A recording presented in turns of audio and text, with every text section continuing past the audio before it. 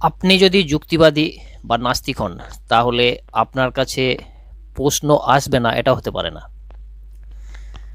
আসবেই প্রশ্ন। সেরকমই আমাকে একজন আস্তিক বন্ধু একটা প্রশ্ন করেছিলেন, যে আত্মায় বিশ্বাস করে। তার জিজ্ঞাসা ছিল যে আত্মা সৃষ্টি করা যায় না, ধ্বংস করা যায় না, আত্মা কাটা যায় না, ভাজা যায় না, এগুলো তো আমরা জেনে এসেছি।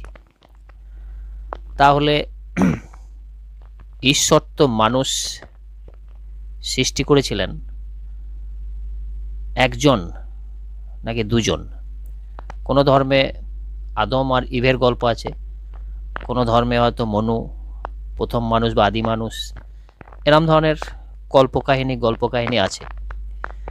তাহলে পৃথিবীতে আজ 800 কোটি মানুষ, সবারই তো আত্মা আছে, তাহলে এত আত্মা এলো কোথা থেকে? এরম একটা প্রশ্ন এসেছিল। তার উত্তর কি হবে? আমি এক কথায় উত্তর দিয়েছিলাম যে স্বর্গে আত্মার গোডাউন রয়েছে, যেখান থেকে ঈশ্বর ক্রমাগত আত্মা সার্ভ করে যাচ্ছেন আর কি, মরতে আসছে। এই নিয়ে আবার অন্য একটা কাহিনী শোনা যায় যে মানুষের সংখ্যা এত বাড়ছে কেন, আত্মা যদি সৃষ্টি না করা যায়, সৃষ্টি না হয়। তার উত্তরে একটা শুনেছিলাম আর কি, যে অনেক জীবজন্তু নাকি বিলুপ্ত হয়ে যাচ্ছে, বাঘ, সিংহ বা আরও অনেক প্রজাতি, সেইগুলো নাকি কনভার্ট হয়ে মানুষে পরিণত হচ্ছে, মানুষের আত্মা হচ্ছে আর কি। সে যাক, এখন ব্যাপার হচ্ছে এই প্রশ্নের উত্তর কি হবে। আমার পাল্টা প্রশ্ন ছিল আর কি, যে আত্মা কি ঈশ্বরের নির্দেশে যাতায়াত করে? উত্তর ছিল অবশ্যই করে। সে আস্তিক বন্ধুর কাছ থেকে আর কি, আত্মাকে নিয়ন্ত্রণ করছে ঈশ্বর।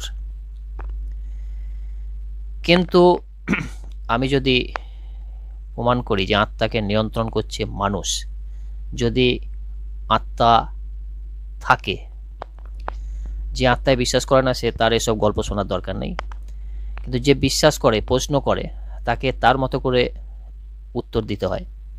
ধরে নাও আত্মা আছে, ধরে নিন আত্মা আছে, তাহলে আত্মাকে নিয়ন্ত্রণ করছে কে?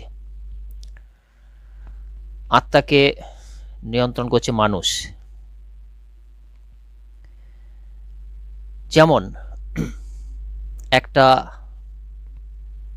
জবা গাছ, একটা ওল, একটা হাইড্রা, এরকম বহু আছে আর কি, প্রজাতি আছে যাদেরকে খণ্ডিত করলে সবগুলোই বেঁচে থাকে। যেমন ধরুন একটা জবা গাছের একটা আত্মা, সেই গাছটাকে যেমনি 10টা 20টা টুকরো করি, এবং সেই 20টা টুকরোকে যদি লাগিয়ে দেওয়া হয়, সেই 20টাই 20টা গাছই হবে আর কি। তাহলে বাকি আত্মাগুলো এলো কোথা থেকে? আত্মার সৃষ্টি কি মানুষই করলো? কিংবা একটা ওল গাছ, সেই ওলটাকে যদি কাটা হয়, যেমন আলু, একটা আলুকে 5টা টুকরো করে 5টা আলু গাছ তৈরি করা হচ্ছে, আত্মা এলো কোথা থেকে?